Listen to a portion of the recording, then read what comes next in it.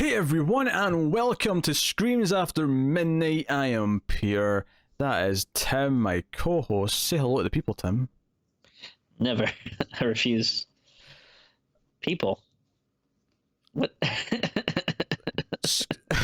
We talk about horror movies on this show, and it is October, which means it's the Octoberthon, in which we pump out as many episodes as we can muster for something of a marathon session for the month of October. And as part of that, we are trying to clean up some of the sequels that we've been working on recently.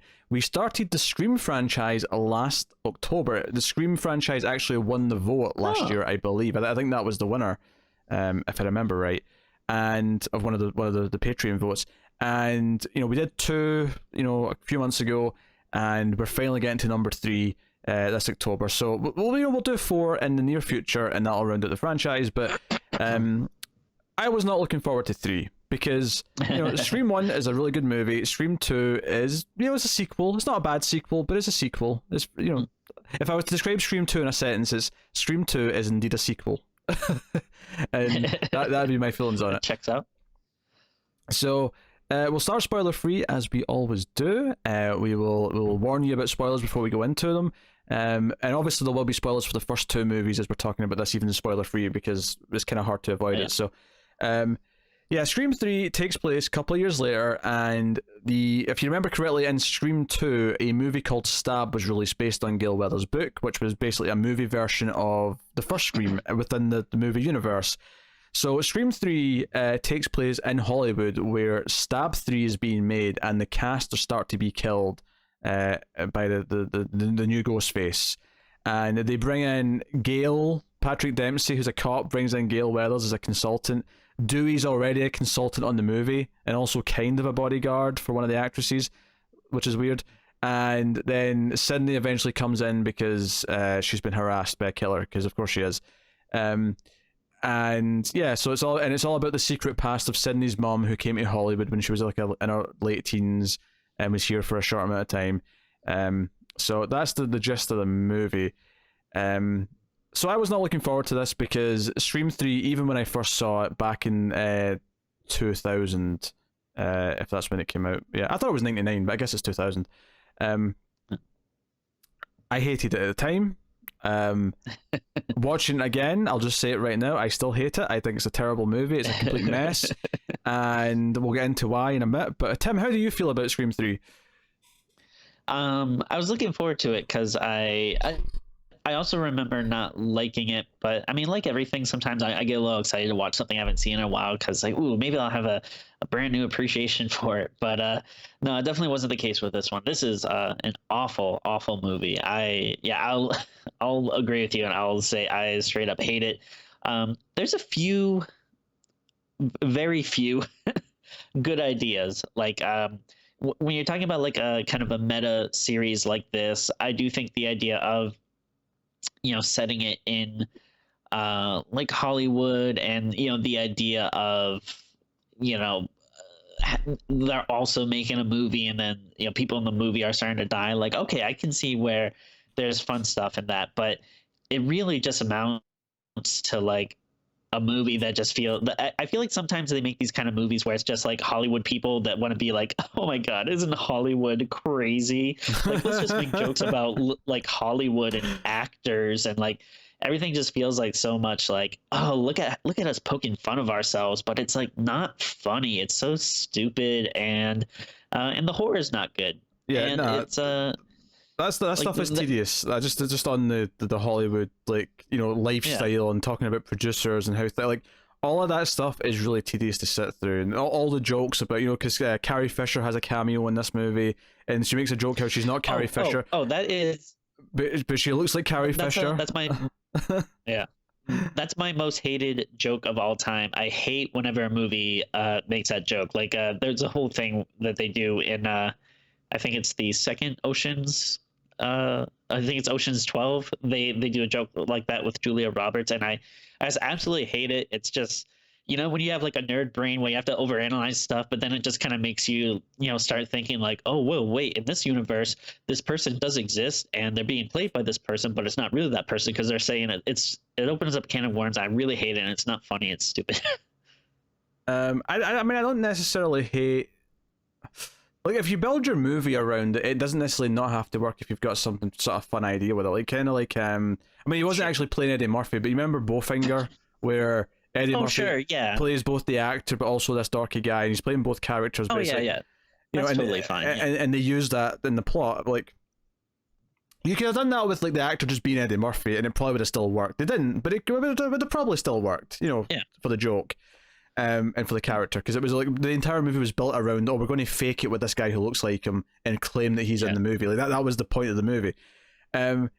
So yeah, like all those jokes don't work for me. The horror is terrible. There's so many scenes in this movie where you've got a group of 4 or 5 characters who are all scared as a pack because the killer's around, and I'm like, it is just a dude with a knife. Like if you stand back to back, like one of you may get stabbed, but you'll be able to like take him down. Like I don't see why, especially like. You know, there's a scene at one point where there's literally like 3 guys and 2 girls, and you know, I mean they're all adults, but you know what I mean, like, and they're in a house and they all get freaked out because they know the killer's around somewhere, and I'm like, there's 5 of you, and one of you is an ex-cop with a gun, like, why are you all freaking out like you're a bunch of children and like this big bad boogeyman's coming for? Like, just stay together, you know, watch all directions, and you will be fine. But for some reason, they're all screaming and shrieking, and we're supposed to, you know, and the music, the score's going dun dun dun dun, and I'm like, I'm supposed to be acting like I'm scared or scared for the characters right now, and I'm like, I can't be because there's no tension to this.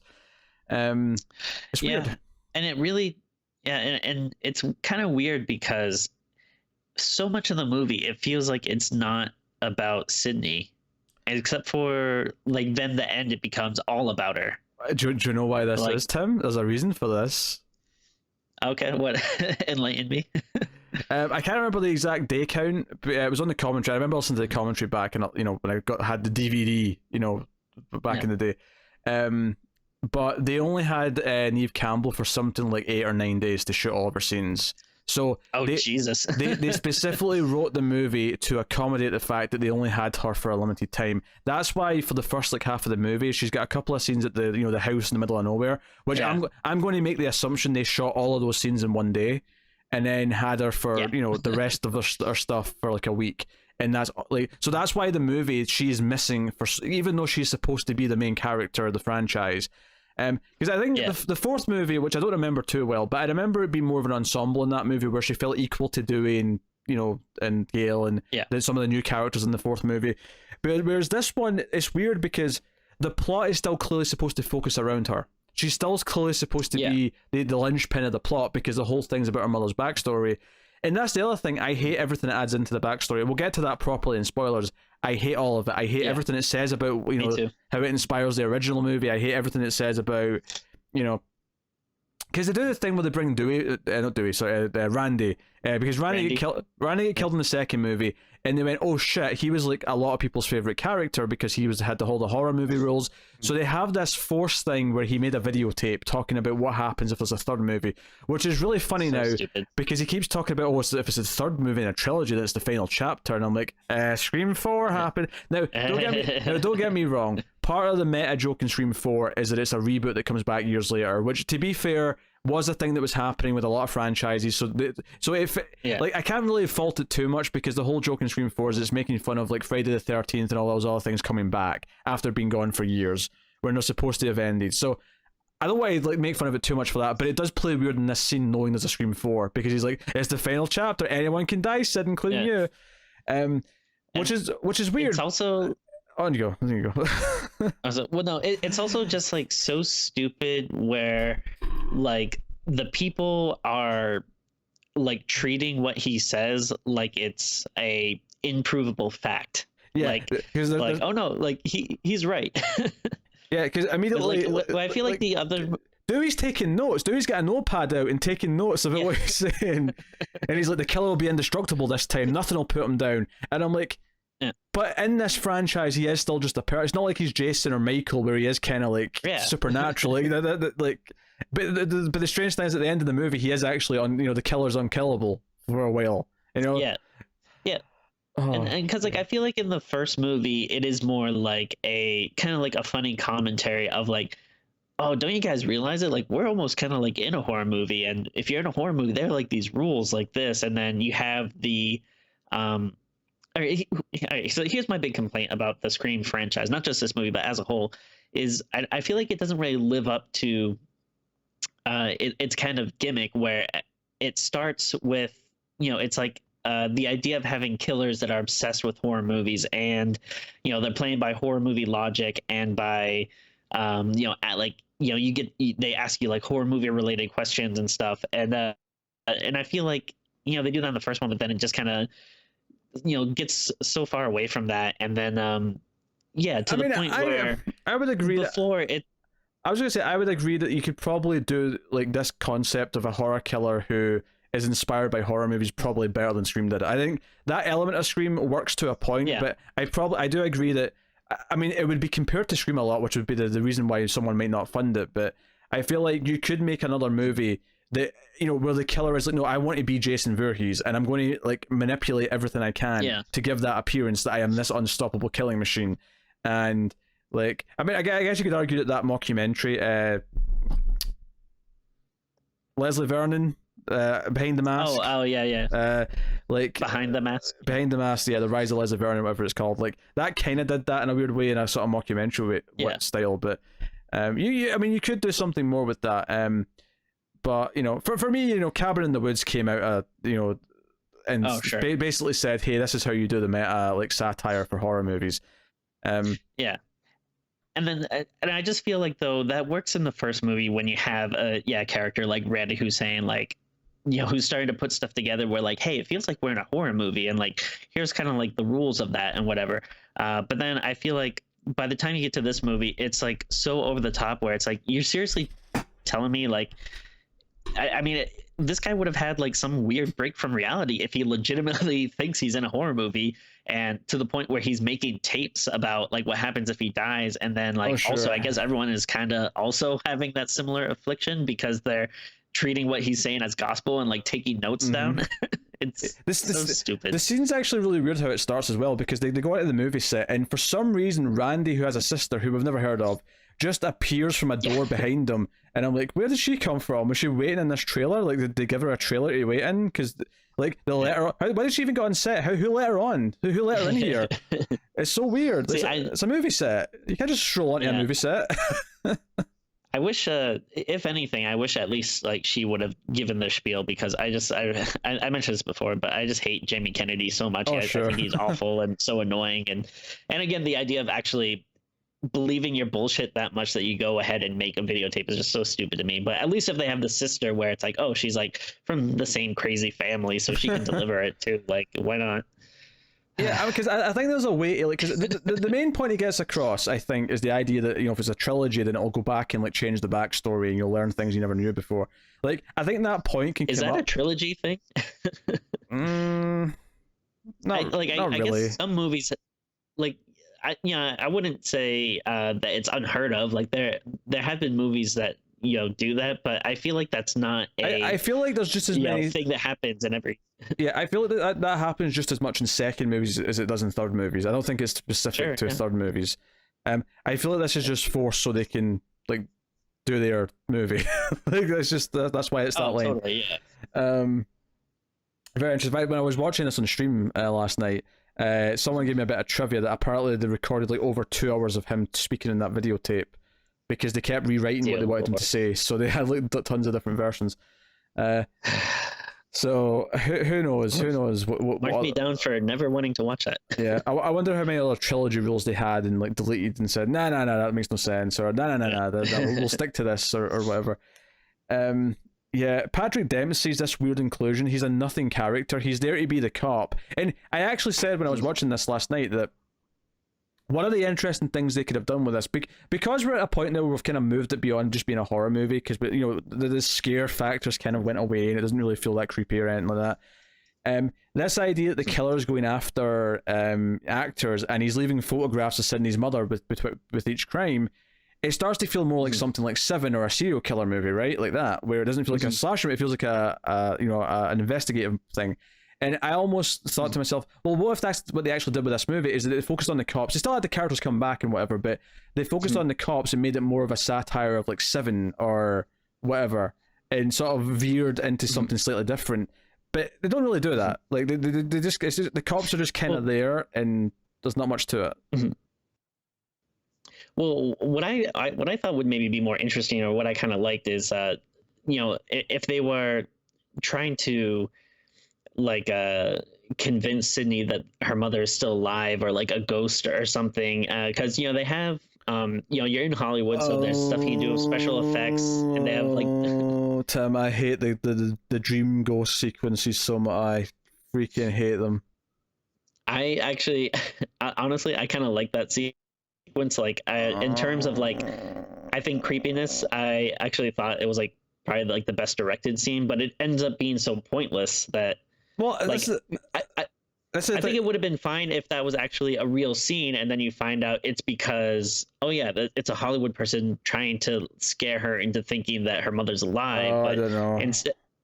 instead of it being a dream sequence, it's just pointless. I just, like, as soon as that scene starts, and this goes back to the first time I ever saw it. I was like at 10, 11 watching this for the first time.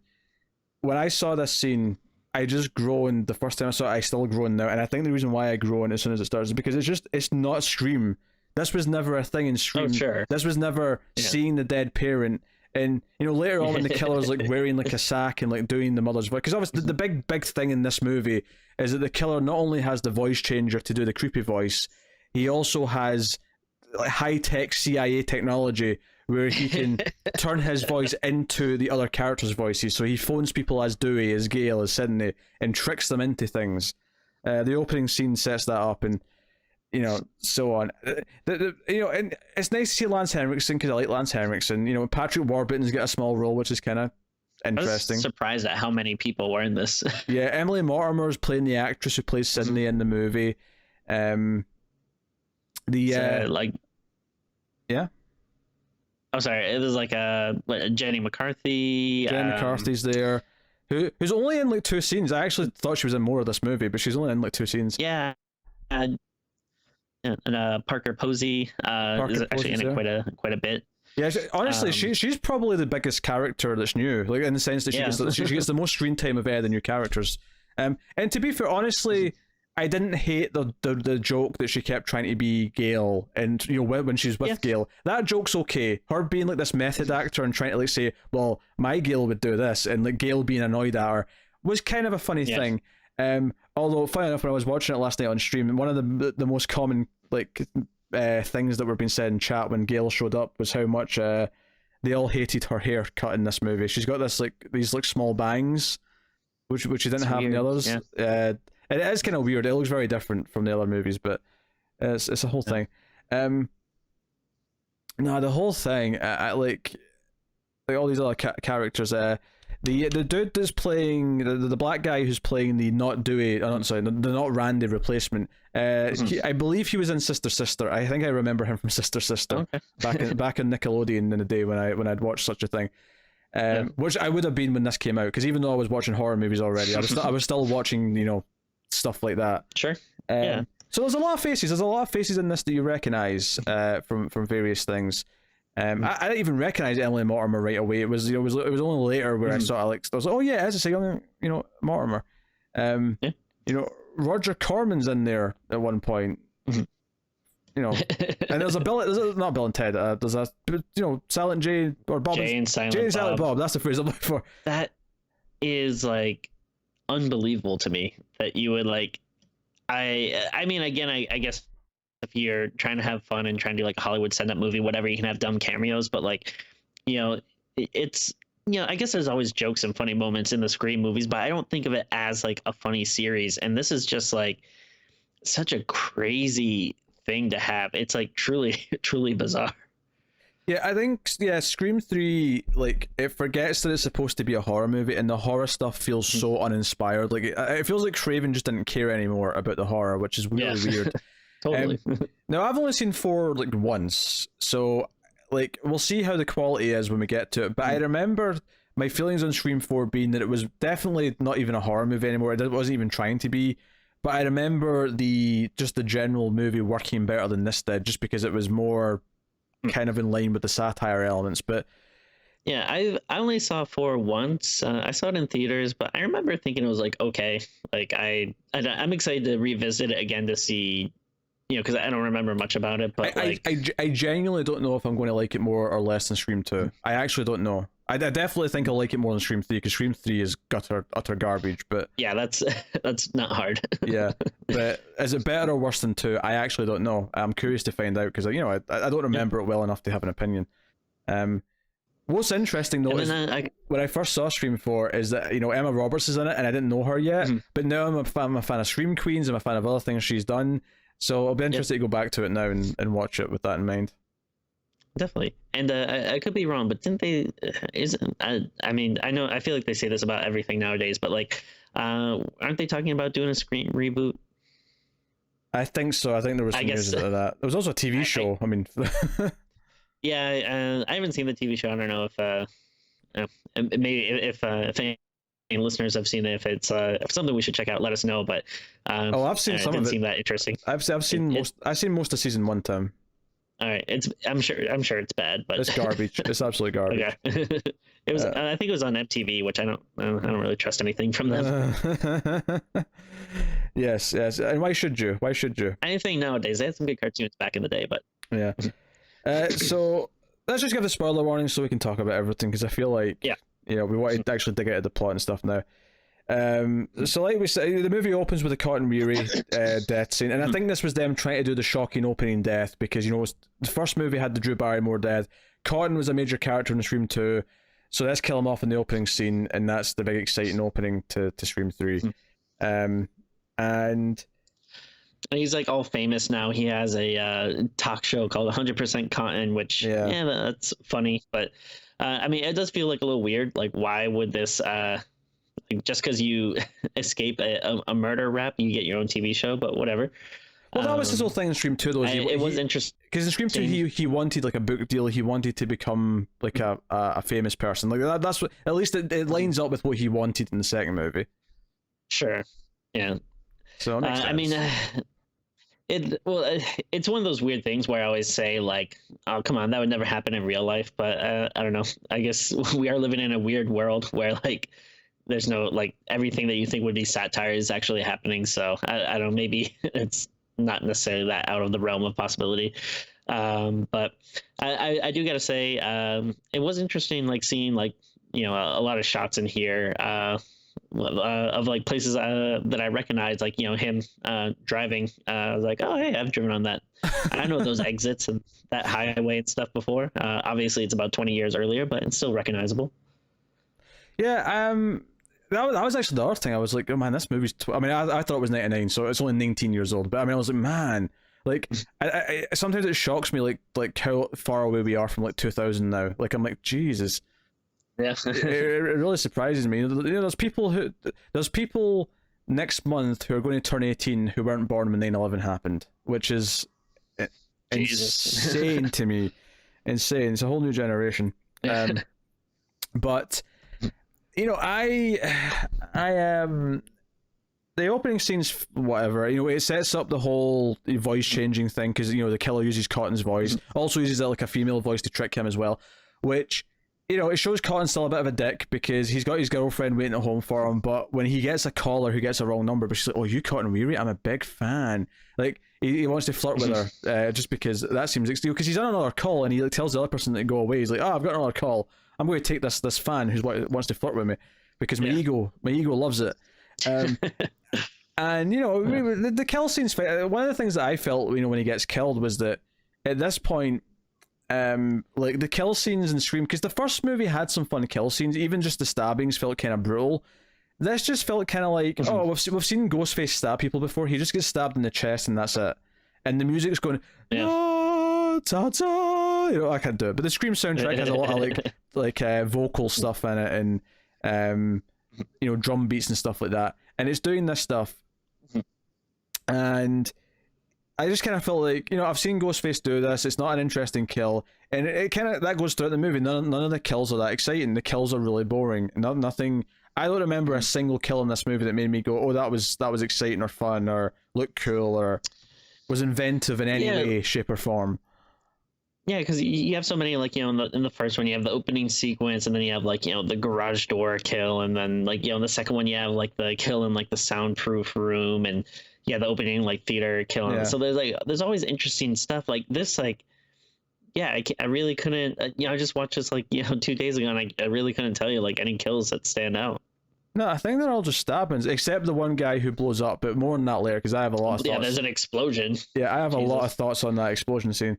And because they figure out that they're killing them in the order they die in the script, because it's the actors who are being killed off. And Cotton was in the movie; he was actually going to play himself in the movie. Jesus. I know, weird. But like, so they're on set, and I do kind of like there's the Patrick Dempsey's partner, who I kept referring to as not Ben Stiller because he looked kind of like Ben Stiller. Yep. He was really deadpan in his delivery. He has nothing to do in the movie really, but he has a couple of deadpan lines that made me laugh. Because the Lance Henriksen, who's the producer, turns around and he's like, "Hey, detective, there's no reason to think that the murder had anything to do with the film, right?" And he's like, "This is a movie called Stab. He was stabbed," and then he just walks away. I don't know. It was amusing. It was an amusing enough line. He's so deadpan that he was kind of amusing too. Yeah. But and Jenny McCarthy's killed next. She's introduced in a scene where all the actors are talking about the movie possibly being canned, and she gets killed because, well, given that we know the killer ends up being the director, I mean, I guess he didn't have to fake his voice, but at least at this point we think the killer's faking the director's voice. And he kills her in the offices of the production set where it's like all the props and stuff and costumes and whatnot. And it's a nothing death, and throughout this part of the movie we're introduced to, like, again, Sydney's separate from the movie, she's not around. We're introduced to how Gale gets brought in by the detective and how Dewey's already there and how Dewey's kind of living with the person who's playing Gale, Parker Posey's character, and she's got a bodyguard played by Patrick Warburton, and a lot of this part of the movie is just Dewey and Gale kind of bickering, and she's kind of jealous that he's with her, and they clearly still have thing. Oh, I just saw there's a credit for Richmond Arquette, who played a student in this movie. So I wonder who that was. I wonder, is that like a cousin or a brother or a sister? Not a sister, it'd be a brother. Let's see if I recognize his face. I don't know. Can I pinpoint who he was in the movie? Probably not. I don't think I've ever heard of this Arquette. No, nor have I. But he's clearly related. He does kind of look like David Arquette. He may actually be his dad, honestly. He looks kind of old. Interesting. Then again, this was a 2013 photo, so he probably wasn't that old in the movie. Yeah, so he probably, he's a cousin or something. He's a cousin. Oh, he was in Zodiac. Interesting. Richmond Arquette, the long forgotten Arquette. So anyway, what were we talking about? Oh yeah, so Gale and Dewey are bickering and all the rest of it. Parker Posey's kind of awful in this movie. She's really annoying. Yeah. Except when she's with Gale. When she's with Gale, there's a little bit of amusing stuff, but all of her stuff freaking out about being killed and yelling about, being protected and whatnot is all kind of rough. One of my big problems about this movie, actually, is that it doesn't really a good job. It doesn't, other than her, she's the only one of the new characters who gets enough time where you feel like you actually know who she is. Because there's moments later on in the film where it expects you to know who characters are. Because when Gale and Parker Posey go to investigate the records and they find where these photos of Maureen Prescott were being taken when she was in Hollywood, it's they were here on the set, and there's this list of movies, and Carrie Fisher's like, those 3 movies, that's they're Milton whatever movies, and that turns out to be Lance Henriksen, but the movie expects us to know that, I think, because I'm like, but he was in one scene. We had one scene with Lance Henriksen. I didn't know what his name was. I didn't know he was this producer. He was because that's why Roger Corman's there, because he's kind of the Roger Corman of like this fake movie, right? He did all these horror movies back in the 70s. And it turns out that him and a bunch of guys in his private screening room had sex with Maureen, and that's where probably the brother was born. More than that later. Yeah. I hate all this. I hate all it. Sydney's like doing it's very bad. Well, not self-help. She's doing like crisis help from her private phone. As David on the stream pointed out last night, she has an alarm system, like a keypad, on her waist-high wooden fence. like no one could just jump over the wooden fence. I don't know. Yeah, she has like a weird like middle of nowhere house. I'm guessing somewhere up in the I don't know if that's supposed to be like in the Hollywood Hills or something, but um, I'm assuming probably a pretty expensive place. I mean, she shows up pretty quickly when she decides to come to town. So I assume she's still in California somewhere, at least. If not, sure, yeah. if not, like pretty close to Hollywood still. But she eventually gets a call from the killer after like a nightmare kind of thing, and that's what inspires her to come out of hiding and meet up with everyone else. So let's talk about the scene where they're all at Parker Posey's house, and the killer calls them and faxes them like a new scene that kind of leads to one of them dying. And this is where they all freak out, even though there's like five of them, even though the light goes out. Like, you're four grown people. Come on now. This is not that you can easily defend yourself from one killer. And especially since the killer always uses a knife. I mean, this is the important part here, right? Like, the killer uses a knife. But they all freak out and run outside, but like the one guy who plays Dewey in the movie goes back in. Notably, it's not David Schwimmer, like the joke in the second movie said. But he basically reads the script and he lights his lighter to see the text, and it mentions, the person who dies is whoever, or the person who lives is whoever smells the gas, and he causes an explosion. So two things. First of all, he doesn't smell the gas, because gas is a pretty strong smell. I mean, have you smelled gas in like a house when it's like, when there's like a leak or you've left the stove on or something? I mean, I've smelled gas before. I mean, probably not like a huge leak, Yeah. But yeah, I mean, to this point here where it is so overwhelmingly, because there has to be a lot there for the house to go up like that. Yeah, the whole house explodes in one big explosion. Yeah. So yeah, that should definitely be noticeable. Yeah, but not only that, what really gets me about this scene is that the visual effect shows the guy himself exploding first. Like, he kind of explodes. It's as if the explosion comes from behind him and goes through his chest, and then the building explodes. It's a really weird visual effect. Like, I don't know why they made that choice. It looks so stupid. I have to go back and watch it. I didn't notice that on the first time, but I mean, and just the idea of them like faxing stuff over is so stupid. And then like, first of all, like, faxes aren't that fast, because they're getting, like, it feels like pretty, like they must be typing it up and doing stuff like pretty quick. And I've I've dealt with a lot of faxes at work. I've never seen something go through that fast. And then just the idea with it, like, oh, like, again, it's not scary to have like 4 or 5 like grown adults like huddling over this thing and like looking at it and being like, oh, what do we do? Yeah. So it's so weird. And then there's even a bit where they roll down the hill and the killer's there for a second, and like he gets shot, but then of course he disappears and they don't get to see where he is or where he went or anything. Yeah. The whole thing. Like, and that's the other problem is, like, so the middle of the movie is kind of like, once they realize Maureen was here, they go and interview Lance Henriksen, and he's like, yeah, she was in some movies, whatever. Like, I don't know what goes on. Obviously, when I realized it was this, because she used a different name back in the 70s. So, once I realized it was the victim of the real killings, I didn't, mention it because, that would look bad in the press, blah, blah, blah, blah. And eventually the killer kind of lures them to like a party at Milton's house that he's throwing for the cast and crew, or just the cast, really, the director. And Sydney's lured there as well because basically there's there's a whole section of the movie where Dewey and Gale and the other characters are all in the house, and they end up with the killer, and there's a lot of chasing, there's a lot of killings happening, and eventually the killer has them captive and lures Sydney out to the house that way on her own.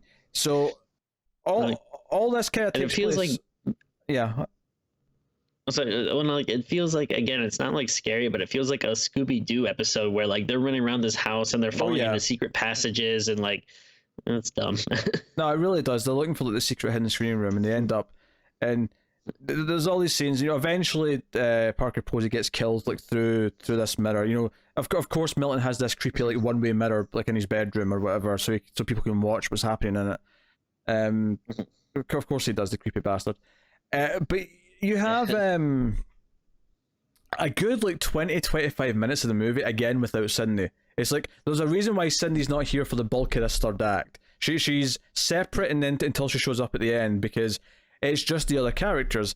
And we have a bunch of things. We have, Gail, there's a stupid knife throw at one point where the killer throws a knife at Dewey's head and it hits him like handle first and knocks him out. We have all these things. In fact, there's several scenes in this movie where Dewey's a complete idiot. Dewey at one point says that he'll protect someone and he won't let anything happen to her, and he immediately gets punched in the face. So the killer just comes out from the side and punches him in the face. There's another point in the movie after this where he warns someone about something and then immediately electrocutes himself in the outlet because he's like trying to like tinker with the phone or something, and he gets electrocuted. So Dewey is a complete idiot. It is something else. They make him a complete buffoon in this movie, and I know he was always kind of a klutzy goofball, but like in this he's especially useless. Yeah, it's like they really amp it up, and again, much like a lot of the other comedy in the movie, it doesn't I don't know, it's not funny. Like, you can kind of give stuff a pass if it's like, if it's maybe not what you're expecting, but it works, like that's fine. But it's just like I'm never laughing. Like the jokes aren't funny, they're not hitting. It's just like very groan worthy. Yeah. There was a joke. Jenny McCarthy had a joke actually where she was saying, all these scenes are cliched. I mean, getting killed in the shower. Yeah. You mean, really? Haven't you seen Vertigo? Like, obviously she's referencing Psycho, but she says Vertigo. Like, ha ha ha. There's all these really forced jokes. But ultimately, what I want to talk about here at the end of the movie, the big thing I want to really get into is when Sydney does show up, and we end up in the private screening room. We get the reveal of the killer. We get all the footage, the home footage shot of Maureen, like before, the year before she died, where she was meeting up with Billy's dad and other stuff, because she was having an affair with him as well as Cotton. And I guess it's kind of implied that Hollywood, like, because I mean, at least the way the killer sees it, Roman, when he starts talking about it, he basically considers her being like assaulted by these producers and actors as like that's what made her quote unquote a slut, and that's why she became the way she is. Why she was having affairs with so many men, like that's what he blames for it. I have so many questions about him in a minute, but so we find out that Roman's the killer, and again, first problem I had with this is that he took off the mask, and I went, not this time because I remembered it, but like the first time I saw this movie, my first thought was, who's this? Because Roman is wearing glasses throughout the whole movie, so he's not quite as recognizable immediately. But much like when they said Milton's name earlier, as if we're supposed to know who that was, he's not actually that prominent enough in the film that it feels like he's like. And I kind of had this problem with 2, where the killers ended up being these really minor characters, right? But yeah, Roman's such a small character. He's basically just there for comic relief up until this point, that it just feels so forced, and it just is like, really him. So that's problem number 1. Problem number 2 is that the way this integrates into the backstory, where he actually inspired Billy and whatever thing his character was called in the first movie. He actually inspired them to do the killings in the first movie. So I hate that. I hate that the first movie only happened because this guy, who we've only retconned into the story in part 3, like told Billy and showed Billy what was happening with his dad, and that's what inspired Billy to do what he did. I hate it. It's really annoying, and I mean, I don't know if they're trying to go for a meta thing where they're like, oh yeah, we're shoving this stupid retcon here on purpose because isn't it annoying when movies do that? Like, I don't know if they're trying to say that, but it just kind of comes off as, no, this is a really dumb retcon that makes what was a pretty simple story of the first movie into now this dumb complicated mess where you have to start thinking like, oh, okay, so when you're watching the first movie, he's in the background filming stuff and then sending these things to these guys and kind of inspiring them, and he's like this weird puppet master. Like, it's kind of like the same problem I have with a lot of the Jigsaw movies or Saw movies, where it's so complicated and you just kind of have to go with the fact that there's this like mastermind that's manipulating things in a way where everything works out exactly how they want it. And it's really stupid and annoying. And he's kind of just lucky that they never successfully killed Sydney in the first movie, and he's kind of lucky that they inspired these other killers in the second movie who also failed to kill Sydney, so that he could eventually do his big reveal. Like, there's so much convoluted like mess that builds up here with his whole plan, because it sounds like, this was his movie. He wanted all this to happen so he could eventually reveal it. So here's the other thing. He keeps saying in this scene how he never had the family that Sydney has, that he has nothing, that he's a loser. He mentions earlier in the film that he's almost 30. He is directing a studio-produced movie at 29. That's actually really successful. Most directors don't get to make feature movies until they're at least in their 30s. Some directors don't get to do it until they're in their 40s, for Christ's sake. Like he should feel so lucky that he gets to do this. And yeah. So also, how did he the guy who's secretly the killer, who's Sydney's like hidden brother that Maureen had and rejected, right, when we tried to see her years ago, and that's what turned him into a killer, right? So this guy, in 4 years of being rejected and wanting to kill everyone, rose enough in Hollywood to be given this project, but just happened to be the adaptation or the sequel to the adaptation of the killings that happened that he inspired 4 years ago. It's insane. So he inspired Billy to do these killings. Gale wrote a book about it. They made a movie out of it. He did not direct that movie, but in 4 years became a big enough hotshot in Hollywood. And I mean, he's not a huge director. It's a sequel that's like, a nothing movie, sure. But he became big enough that he got this job, specifically got this job that relates to the things that he wants to do, and then used it to kill off the actors to lure out Sydney. Like, he could not have planned most of this. It's impossible. It's so impossible and ludicrous. And again, it's just like them trying to kind of have a surprise you moment, like, but you didn't see this coming. And it's like, sure, maybe it's a surprise, but it's also dumb and raises so many more questions than it answers. And I don't know, honestly, it's like this whole movie, it's kind of like insulting to your intelligence. It really is. Like, and they try and do the thing as well where she disappears for a minute and he's like confused as to where she is because he thinks he's killed her. And it's a whole thing. Patrick Dempsey's useless. He just gets stabbed and is beaten very easily. Dewey and Gale eventually break free of the restraints and actually don't break into the room until after Sydney's already won the fight. So they're kind of useless at the ending. And then Dewey shoots him because he gets back up like the killer usually does. And Dewey shoots him 8 times in the chest and he doesn't go down. He just stands there screaming. And which is obviously bullshit enough because it's unrealistic because he's not even reacting to the shots. Yeah. But on top of that, he actually turns and looks at Sydney and Sydney says, "The head, you gotta shoot him in the head." And then he turns back and shoots him in the head. But he's only the killer's only 7-8 feet away from him. The time it takes him to turn and look at Sydney and get this advice, the killer could run towards him. With the amount of screaming energy and rage that he had, that he was taking all these bullets, he could have totally run up and stabbed him. Although I do want to point out, this is the only one of the 3 films so far where Dewey isn't assumed to be dead, because Dewey, he gets stabbed in the back in the first movie, and he gets stabbed in the soundproof room in the second movie. And both times it's kind of at the end, it's like, oh, he's on a stretcher, he's okay, he's actually not dead. This movie they didn't do that, which is cool. And then the other thing they did is almost a surprise and a twist that there's only one killer, because the first 2 both had 2. Yeah. Unfortunately, the killer is so absurdly convoluted that and uninteresting that it doesn't matter. He's terrible. It's absolute garbage. Yeah. I mean, almost maybe would have been more interesting if it was just some weird copycat killer where they take off the mask and it's just who's this guy? I have no idea.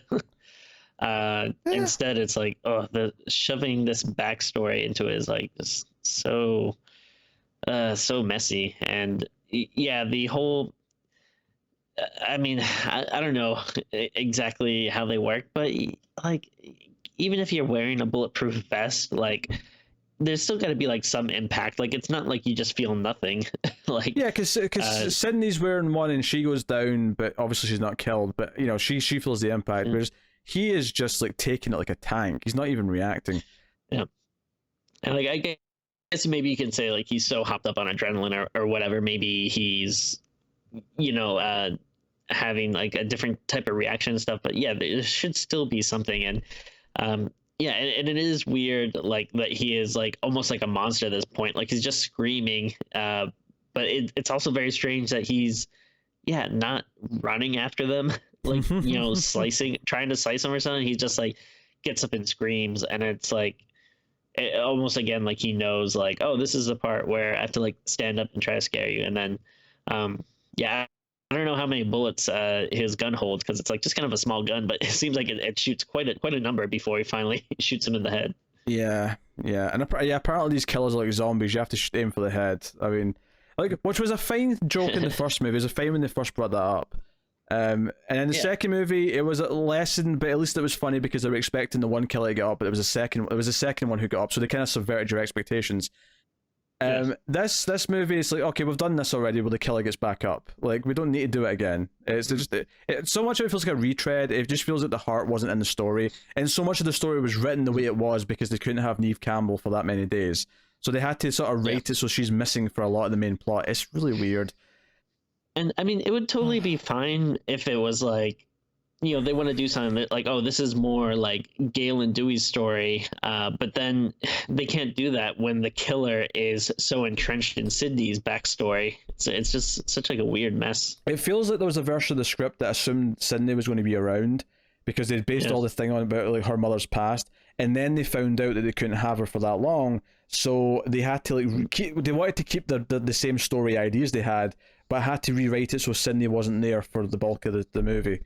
I don't know. It's weird. I tell you, we never talked about the scene where Sydney's at the movie set, and she's in the set of the houses from the first movie, because they've got the house where the party happened and also Sydney's house. So she goes into Sydney, like her own bedroom, like in the movie set, and of course the killer shows up with the sheet over his head, and he's doing the voice, the mother's voice, and trying to freak her out. This whole chase sequence, like, I think on paper I like the idea of like having sets from the first movie and sort of using it to like mess with the characters, but I don't really like the execution. I think it ends up feeling just kind of, because again, like, as soon as she like falls out the house, all the lights turn on and all the cops and everyone runs in, and they're like, oh, what happened? He's like, oh, he was here, and it feels again like a cliche. It reminded me a lot of scenes in the first two movies where Sydney's attacked, but then there's no sign of the killer, and they're debating if it really happened or not, or, you know, or if it's the boyfriend who's the killer in Scream 2. Like, just all, I don't know. I feel like they were retreading a lot of the same ground, but with all this extra bullshit on top of it that just didn't make it work for me, and made it feel less like a horror movie. And I also think that the whodunit element is just done at this point. Like, I don't care about the mystery of who the killer is. I feel like what they should have done for Scream 3 is actually just, you know, let us know who the killer is at the start, and have it be their POV. Like, do like a killer's perspective movie in Scream. That might be interesting. Oh, sure. You know, let us see how they plan and like set things up, and like do a different type of killer. Do someone who maybe is just a bit more crazy and isn't just like does have this big motive. I don't know. Yeah, I mean, again, I just want to go back to, you know, the idea of, like, you know, people being trapped in a horror movie and how, you know, you respond to that and everything, where, yeah, I just feel like it's so lost from that. And, you know, and you can do, and, you know, obviously since there's a meta nature to it, you can do, you know, like stuff about, you know, pointing things out about trilogies, but I mean, again, they're just gonna have the one scene with it, and again, it's not even like a thing that's really like that prevalent with, you know, third movies. I feel like having the whole meta thing where they're on the movie set for like the movie about the movie is kind of almost makes it impossible to just do what the first movie did, where it's like, okay, they're in a horror movie, and they're going to sort of point out the tropes, because inherently most horror movies aren't set in a meta fake movie set. Like, that's just not how most horror movies work. So I almost wonder, do you think it'd have been better to make the series an anthology where Scream 2 would be like a different horror genre? So like, there's the first one's like a slasher movie, the second one's like a haunted house movie, but with the meta kind of satirical element to it. Actually, yeah, I think that would be a really interesting idea. Yeah, the third one's like a vampire movie, and because Scream is such like just a generic horror movie title. You could use that for every subgenre. Yeah.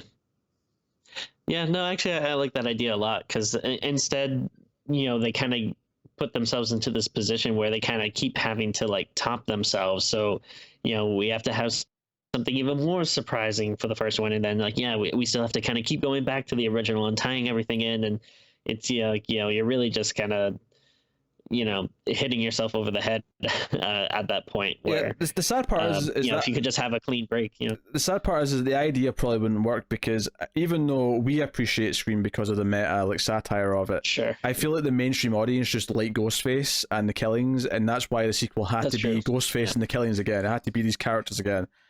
Oh sure, yeah, it would be a Halloween 3 situation where people would be like, hey, how comes Ghostface isn't here? Yeah. Also, Neve Campbell, I mean, like I do want to say as well, I think she was sleepwalking through this movie. I don't think she was trying at all in her part. I think it was clear she didn't want to be there. She wanted to be away making other things. Yeah, because she is a good actress, but like, she definitely doesn't really have much to do here. Yeah, I feel like she was sleepwalking through it.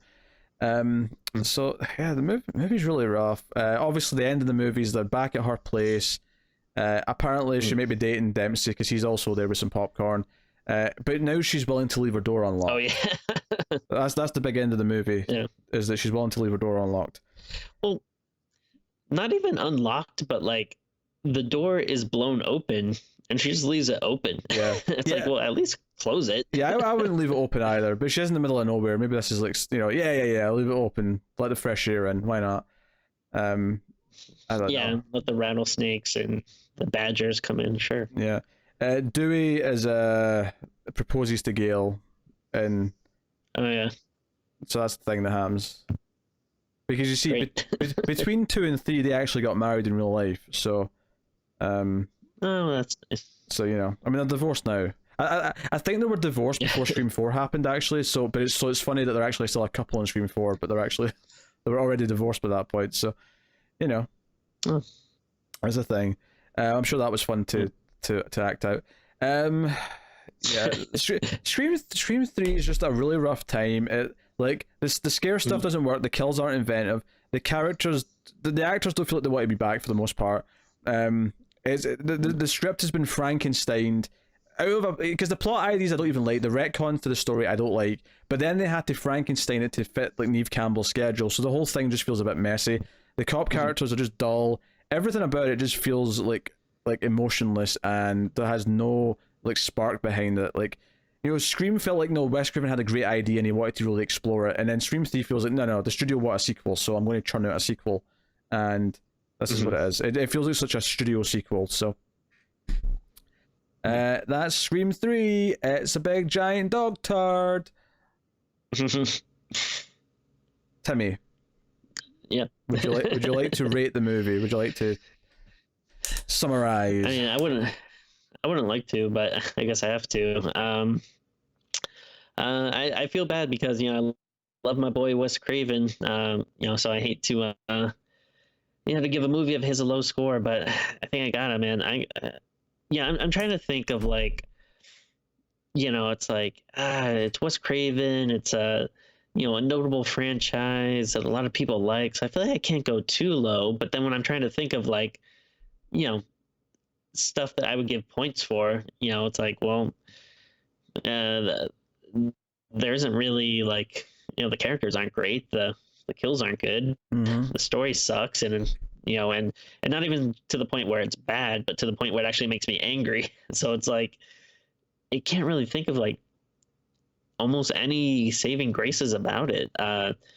So, I mean, it's going to be pretty low, but I think I'm going to give it a 2 just because like, at least we'll go that high because, it is like, again, like, we say before of like really low scores where it's like, well, at least it, looks like a movie. At least the camera is pointed in the right direction. You can tell what's happening with the lighting, and I do like these characters to an extent that I guess I'm not like angry to see them, but again, I can't really think of what else would make me want to go much higher than that? Yeah, I feel like I think I'm going to go with a 3 out of 10. And again, the 3 is basically because it is a professionally made movie. It looks like a movie, and it, because typically when I'm going lower than this, it's because it makes me so angry because the technical qualities are like so bad. It's incoherent. I can't make sense. This is kind of this is a very messy movie in terms of its script. But it does. I mean, I'm never confused by it. Like a lot of the choices are terrible. Like the story directions and Sure. like the things they do in it are terrible. But it does at least makes like I can follow it. Like I don't know if I want to say it makes sense, but I can follow it. Right. And yeah, so I'm gonna give it a 3 out of 10. It's really bad. It's it's a nosedive in quality. And 2 wasn't even that good, but it was fine. It was a fine sequel with some ideas that were okay. Like I know a lot of people that really like 2. It's definitely not for me. I mean, even going back, I'm just starting to wonder how much I like this franchise. But I know it's beloved. I know a lot of people like it, but I don't know.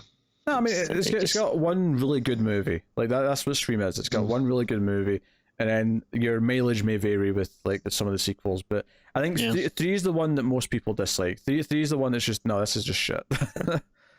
Yeah, that's just how it is. So yeah, that is Scream 3. This has been another episode of Streams After Midnight during the Octoberthon of 2019. Thank you very much for joining us. You can support the show and everything we do here and all these episodes we're producing by going over to patreon.com/MailFuzzTV, where you can support us for as little as $1 per month, and you get bonus episodes once per month. You get 4 during the Octoberthon, actually. There's 4 exclusive episodes going up, but for $1 per month, you get an exclusive episode every month. And you also, at the higher tiers, get to do things like vote on episodes and get to sponsor things and get your name maybe in the end of the videos and things like that. You can support us by going to Apple Podcasts and giving us a rating on the audio podcast version, a nice 5-star rating that helps people find us and give us a review. You can get us on Twitter at Streams Midnight to get some shenanigans on there. Also, it's worth mentioning, going back to Patreon, that there's goals, of course. If we hit 250, we're going to start a monthly live stream called Streams After Midnight. So do check out that. But no, that is us. And I will mention there'll be a deadline. I think the deadline I've got set is the 20th of October. But if you want to, you can send in your top 50 horror movies of all time, ranked and numbered in order from 1 through 50, and your movies will get points based on where they land. And there'll be a results show at the end of the month. Me and Tim are going to go through and see what the winners are, what the top 100 horror movies as voted for by you guys, the Mail Fuzz TV community, based on those lists you send in. So make sure you send them to mftvquestions@gmail.com, where you can just put in the subject top 100 horror movies and just make sure it's very clear where your number 1 is and number them. And you're just sending a list of top 50 horror movies, and it'll go towards this vote, and there'll be a results show of a top 100 that me and Tim will sort of, I'll read out and Tim can react to them, and we can poke some fun at your guys' taste, basically. So that's something we'll do at the end of the month. So the deadline for that is the 20th of October, so please do that. But that is us. So thank you once again for watching or listening. We've got reviews going up every day or almost every day during October, so thank you very much. Check out some more of them. Look forward to Stream 4 sometime in the next few months. We'll get to that and cross that off the list. And yeah, that is us. So thank you once again for watching or listening. We always appreciate it. Keep watching scary movies, guys, and we will see you next time.